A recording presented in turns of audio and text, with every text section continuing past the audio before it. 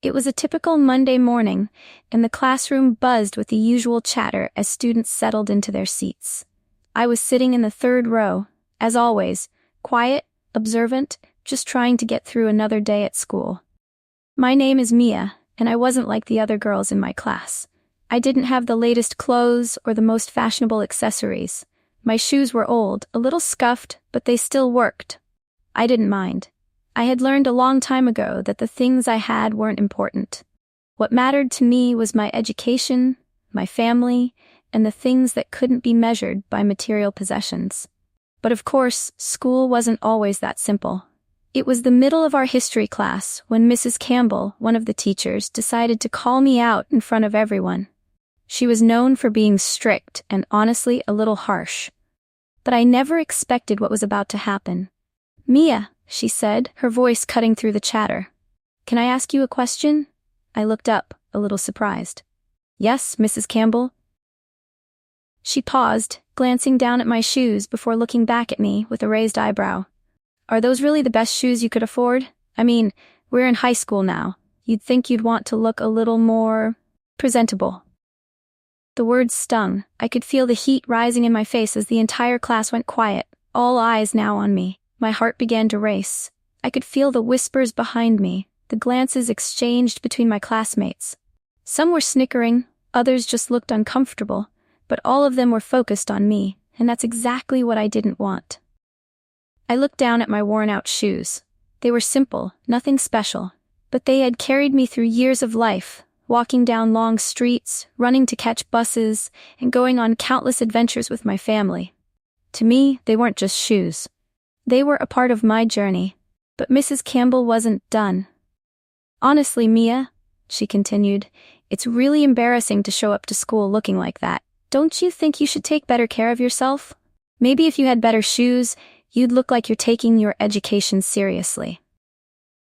I felt my chest tighten. I wanted to say something, to defend myself, but my throat felt dry, and the words just wouldn't come out. What could I say? The laughter around the room grew louder, and I shrank lower in my seat, wishing I could disappear.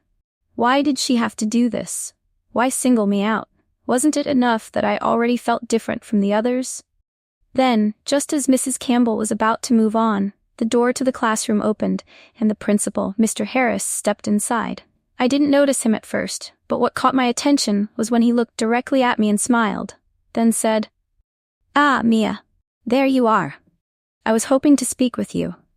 Everyone's eyes shifted from me to the principal, and suddenly the room was eerily silent. Mr. Harris walked to my desk and gently put a hand on my shoulder.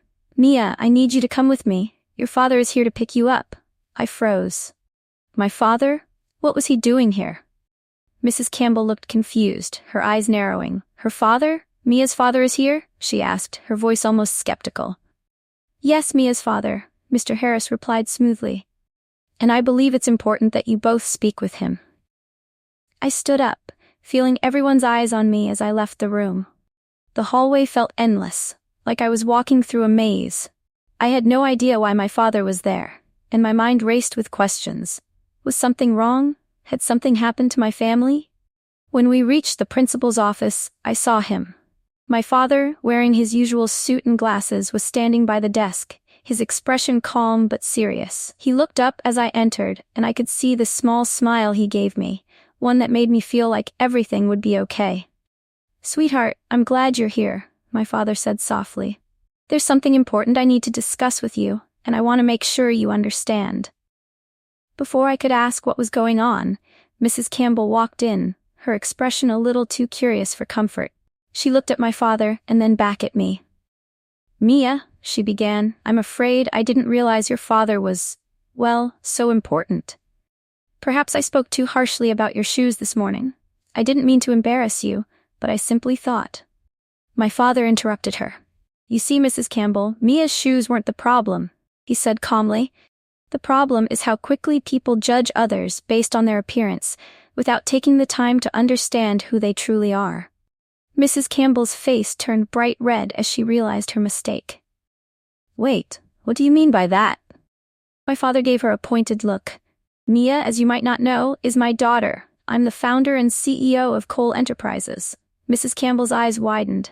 Her mouth hung open and she looked between me and my father, her face turning an even deeper shade of red. "She's your daughter?" Mrs. Campbell stammered. "Yes," my father said, his tone now more firm. "And Mia doesn't need to prove her worth to anyone. Not through what she wears, and certainly not through the opinions of others." I felt a wave of relief wash over me, and a little shame too. Mrs. Campbell had been so harsh, and now, here I was, standing in front of her with my father, who was one of the wealthiest men in the city. She had no idea who I was, and it showed.